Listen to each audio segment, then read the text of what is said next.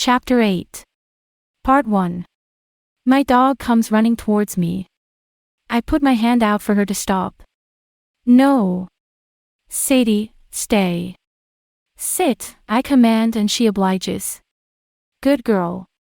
It's not much, but it's home. I have one master bedroom with all linoleum wooden floors and clean white walls throughout my house. The kitchen is narrow and connects to the living room. The rooms have cheap furniture with torn and scratches that seriously need to be replaced, but you got to have money in order to fix or replace things. The bathroom is small enough to only fit 2 people and it's right next to the bedroom. It's small, but it's just me and my dog, Sadie. This is a beautiful home and I like your dog too, he says as he looks throughout my home, and I think he's just being modest. Thanks, I smile, and then the realization hits me, I have my bras hanging on my bathroom curtains. Shit. I can't let him see that. Can you wait for a minute, please? He groans and jumps up and down like he really does need the bathroom. Sorry, I have to clean the bathroom. I'll be really fast. You know you don't have to hide your panties and bras. It's not like the first time I have seen some girl's bra and underwear before, he winks.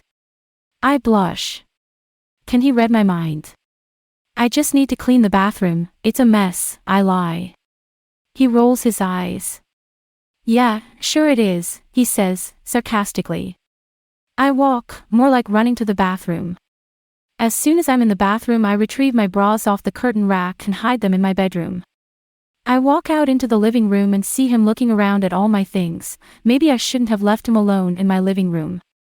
I should have left him outside because now he's being nosy and looking at everything I have. I'm not used to people looking at and maybe even touching my things.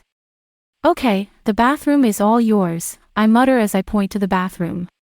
Finally, he mocks. Shut up, and use the bathroom, I say when I still have my finger pointing in that direction. Yes, ma'am, he answers as he strolls to the bathroom. I hear the door squeak as he closes it and I see the light flick on. I look around my living room to see what he touched or if he moved anything. My eyes search all around including the kitchen, thankfully nothing looks moved. I know I sound paranoid, but I like my stuff to be in a certain way. Plus, I don't want Chris touching my things. The door opens and I hurry to the couch to sit down before Chris comes out. His eyes search for me and when he spots I'm on the couch he utters, "Thanks for letting me use your bathroom." You're welcome, I murmur as my dog gets off her bed and moves across to Chris. He bends down to the floor to pet her. I think your dog likes me. I always wanted a pet. Oh, she's not my pet, she's my ESA. Why did I just say that? I should keep my mouth shut. I could slap myself right now for telling him that. People don't understand what my dog does and some people make fun of me. Will Chris make fun of me and tell his friends? Gosh, I hope not. Me and my big mouth. Is she your service dog? He asks, not out to be spiteful, but out of curiosity. No, people think she's my service dog, but she's my emotional support dog, I inform him. I hope he does not want to discuss the topic. Why did I bring this up? I know why, because I'm an idiot. When I lost my parents, it was very hard to cope with life. I had terrible nightmares and still do. I would wake up with anxiety and I couldn't go back to sleep. Camille was concerned because she knew that I didn't sleep well, and also I would fall asleep at work. On top of that, her father was worried about me as well. He advised me to go see a counselor and he gave me names of therapists who specialized in anxiety. I agreed and thank goodness my insurance paid for it. Once I went to see a therapist, Dr. Daffin, I informed her what happened in my life, and after I lost my parents, I felt I was in a shadow where I couldn't breathe. I felt like I could be all alone in a shadow for the rest of my life. I told her, I suffered terrible flashbacks and debilitating nightmares where I couldn't go back to sleep. My dreams were so disturbed that I said I had come to dread going to bed because I knew what was waiting for me. At that point, Dr. Daffin recommended an ESA, which means an emotional support animal. She said this animal would help with my anxiety and my nightmares, which got me intrigued. That's when I decided to adopt Sadie. Sadie helps me cope with life. If wasn't for her, I wouldn't get out of bed and go to class or even work. She helps me with my depression, and when I have nightmares, she'll wake me up and calm me down. She's always been there for me. I believe if I did not have her in my life, I don't think I would survive. I know people say this all the time, pets are part of the family. In my case, Sadie is my family, the only family I have left. Did you hear me?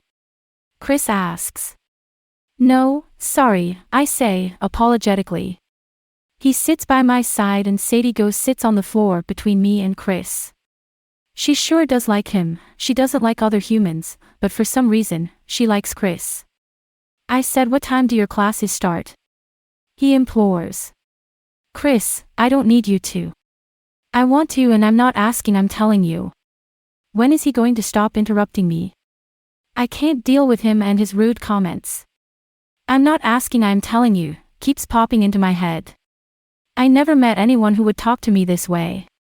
It's taking a lot in me right now, not to get up and throw his ass out of my house. I need to be civilized here and not be disrespectful like he is to me. Fuck it. No one pushes me around. Get a backbone, woman, and tell him not to treat you like this, my subconscious snarls at me. I'm not that nice, well, not anymore since my parents died. No thank you, Chris. I don't need someone to take me to class. Besides, you probably have other classes. I bet you don't have every single class with me.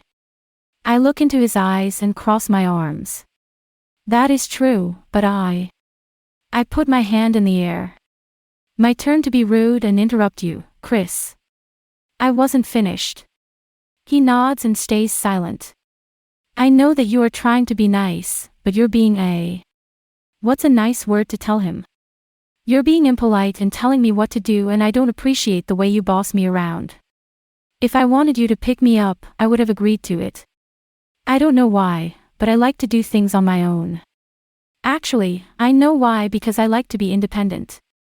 I don't want to sound like a bitch, but I hate it when people tell me what to do. He waits for his permission to speak and I nod. I'm sorry if you think that I was bossing you around. I wanted to take you to school because seeing that you didn't have a car, I thought we could ride to class together and also maybe take you to work, but if you don't want me to, then I won't. I should have got your permission first, he rambles. I'm starting to feel bad for my harsh words.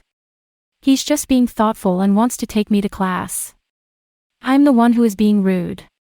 No, it's okay, Chris, maybe we could compromise. Like for instance, when we study together at the library or where we decide to study, you could drop me off at work or at my house, but it depends on a certain day we study together. What do you think? He stares at me for a second before speaking. Yeah, I guess we could do that. I guess. Like he does not agree. If he doesn't agree, then I wouldn't want to do this. He can forget this whole thing. Noticing the harsh look I'm giving him, he adds, it sounds like a good idea. When we pick a time to study, I like the idea of me picking you up and me dropping you off. I smile. So, you agree with me, then? Yes, how about tomorrow? He asks. How about tomorrow for what? I repeat.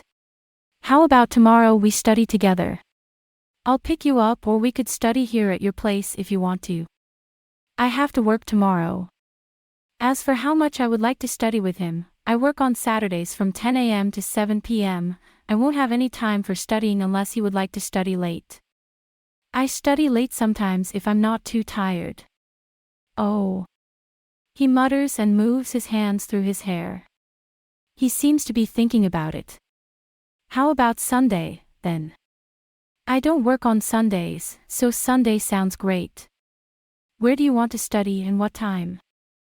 I ask. We could study here if you want. He looks at Sadie and pets her again. I like your dog and I think she likes me too. It's a girl, right? I nod. Yes, her name is Sadie. Sadie is a sweet dog. Is it okay if I'm petting her? He asks, anxious. Yes, it's all right.